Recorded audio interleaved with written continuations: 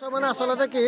আমাৰ কৰোনাই আমাৰ গোটেই সমাজ বিশ্বৰ যিখন সমাজ এই সমাজ ব্যৱস্থা বিধ্বস্ত কৰি দিছিলে কিন্তু তাৰ ভিতৰতো আমি এটা কথা ভাবিলোঁ যে কৰোনা এটা চকুৰে নেদেখা জীৱাণুৱে আমাৰ মানৱ সভ্যতাক কেতিয়াও মানে বিনষ্ট কৰিব নোৱাৰে আৰু আমি Ernest Hemingway the old man and the sea পঢ়িছোঁ তাত লিখা আছিলে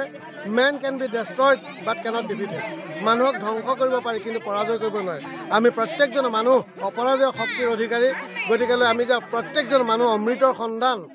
সন্তান সেই কথাটো প্ৰতীয়মান কৰিবৰ বাবে আজিৰ ঐতিহাসিক আমাৰ গৰখীয়া দৌল আৰু কাষত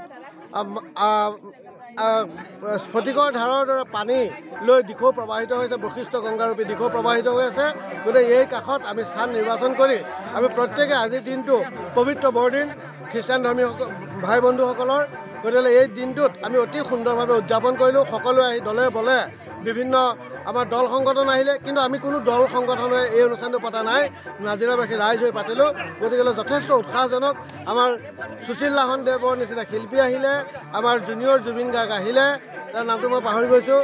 তাৰপিছতে আমাৰ বিভিন্ন বয়োজ্যেষ্ঠসকল আহিলে শিৱসাগৰ জিলাৰ আমাৰ সম্পাদক সন্তোষ দত্ত আহিলে সহ সম্পাদক আমাৰ মনোজ কুমাৰ গগৈ আহিলে গতিকে সকলোৱে আহি ইয়াত নিজৰ এটা অনুষ্ঠানৰ দৰে যে আজি এই অনুষ্ঠানটো উদযাপিত কৰিলে তাৰ বাবে আমি নিজেই উদ্যোক্তা হৈ আমি আশীষ ধন্য হৈছোঁ আৰু সকলোলৈকে ইয়াৰ যোগেদিয়ে আমি ইয়াত উপস্থিত থকা আৰু নাজিৰাবাসী সকলোলৈকে আমি ইয়াৰ যোগেদি নতুন বছৰৰ উলগ প্ৰীতি শুভেচ্ছা আমি জ্ঞাপন কৰিছোঁ।